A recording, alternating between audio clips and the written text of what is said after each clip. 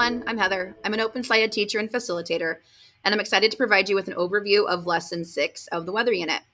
This lesson is an opportunity to put everything from Lessons 1 through 5 together and really see all of the progress that we've made toward figuring out what causes hail. So let's get into it. How did we get here? In the last lesson, we figured out that changing the temperature of a parcel of air changes the air's density due to the changes in kinetic energy and speed, as well as spacing of the molecules that make up the air. The parcels of air that are less dense than the surrounding air are going to rise up, and the ones that are more dense than the surrounding air are going to sink back down. As they rise, those parcels of warm, less dense air eventually cool off because they're transferring that thermal energy out to the surrounding air as they go up. In this lesson, we're wondering how can we put all of those key science ideas that we figured out so far together to explain the movement of air in a hail cloud. The lesson at a glance, we're looking at 2 days to put everything together.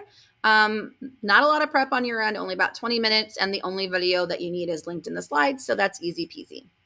Our lesson at a glance, we're looking at two main sense-making loops. In this first loop here, we are figuring out that the clouds that are typically producing hail are really, really, really tall and have some very different movement happening in different places of the cloud. In the second chunk of the lesson, we've revised our model.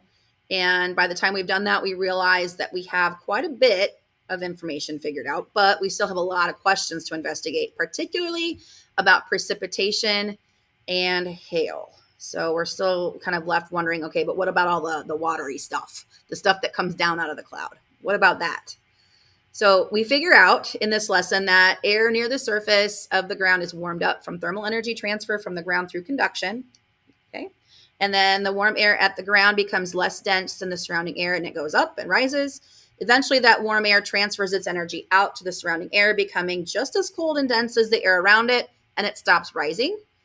If that air becomes even colder than the surrounding air, it will sink back down. This type of air movement happens way more often on sunny days because the air right above the ground gets warmed up more by the light from the sun than on those days.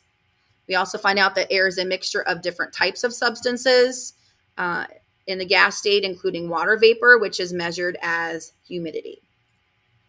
Some key moments in this lesson. One of my favorite parts is just getting to observe the hail or the videos of the clouds moving. Watch the video several times through, perhaps once or twice, just all the way through, and then begin pausing at the designated points. Offer students a chance to come up to the screen and point out what they're noticing about the movement in each chunk of the video. I found it really helpful to have a copy of this handout to put under my document camera, and then we came to consensus on what we were seeing with each section of the video, like what cloud is moving which direction, what do we see. I do this with my hands because I'm seeing like the little arrows that we were drawing on the picture itself the last time we did this. So it's a fun piece to do with the kiddos. In part 4, we construct a scientific explanation of why we were seeing what we were seeing with that air movement. It's an assessment task, so we use this handout that's titled the Lesson 6 Assessment Handout. We annotate the information in my class just so that the kids can understand what the questions are asking before they go to answer them. This could be independently for those who are ready, or if they're new to annotating, this might be something that we do section by section as a class, just so that they can get more familiar with it. Again, I find the document camera really helpful for this. Model together how to annotate that important information in the section. And then for each section beyond that, give students a timed minute or two to try to annotate on their own, and then give them an opportunity to share what they annotated and why. And model, there are suggestions on your handout under the document cam, and this is going to help build their confidence and independence with that skill. As students go back to answer their questions, they're going to have a better understanding of what the question's asking and how to respond.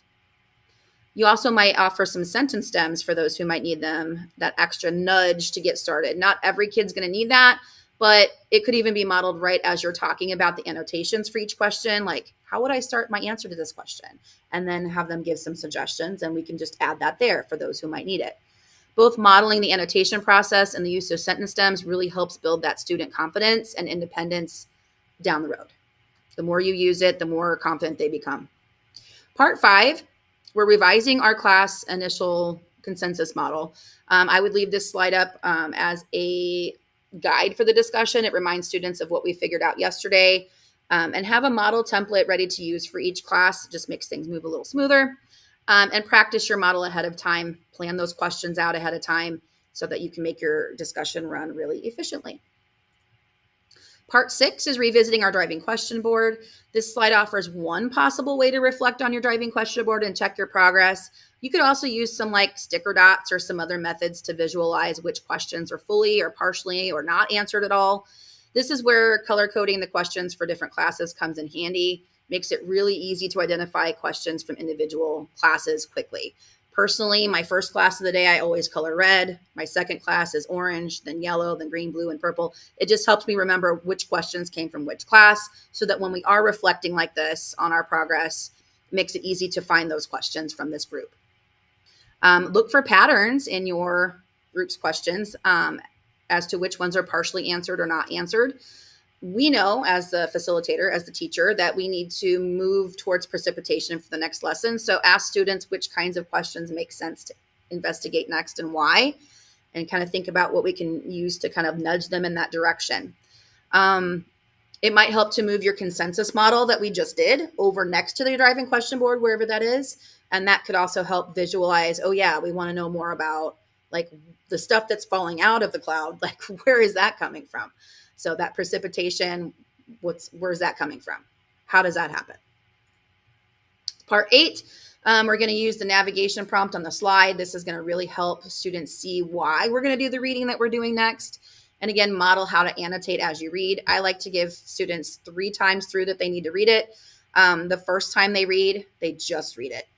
The second time we read it, we're going to use some symbols. And I usually pick a couple of annotation symbols that we're going to focus on, like circling a new word or using a star to indicate this is an important key idea, or a question mark if it's a new question that they have. The third time we read it, we skim through and add notes about why we marked what we did. And I do model that last part especially because sometimes I'll get kids that circle a word and then they annotate next to it. This is a new word.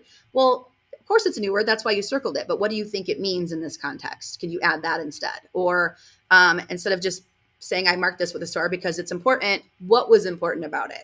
Okay. So this was important because, say why it was important. Okay. What was summarize the key idea there? So once I model at least one, I tell them that they can write mine down, but I'm looking for at least 2 more key ideas from them independently. So they can practice that skill on their own and hopefully build that confidence moving forward. Where do we go from here? Well, in the next lesson set, like I mentioned, we're more focused on the movement of water and the formation of clouds and hailstones. So in lesson 7 specifically, we're focused on the question, where did all the water in the clouds come from and how did it get there? Some materials, tips, and tricks. Again, use a document camera and position yourself in the science circle with it if possible. It helps them see you not as the knower of the information, but part of that learning community. We're figuring it out together, including me, including the teacher. Model how to annotate not just articles, but assessment questions and information as well. You don't need to model too much, just enough to remind them of how to do what we're doing. It helps build their confidence over time and just becoming more consistent with those strategies. It just helps a lot. Move your posters around as needed to help with discussions. They're great visual reminders of what we've previously figured out together. Use them like we talked about earlier with the DQB to help with navigation or with certain discussions. Our word well management here. Relative humidity is our one word that we encounter for this lesson. As far as poster management, again, driving question board, very handy here, so, as well as investigation ideas. Our revised model of the movement of air, you're going to want to keep that up and keep that around for other future discussions. I really appreciate you guys watching. My students liked this lesson a lot because it helped us see what we figured out. We figured out a lot, and we still have many questions left to investigate, especially the ones about precipitation. And so in the next lesson set, I'm going to tag in another amazing OpenSciEd teacher and facilitator, Lauren, as your video guide. And I've enjoyed making this first set of videos for y'all, and I hope that they've helped you as you prepare to teach these lessons with your students. And I wish you the best of luck. Thanks for watching.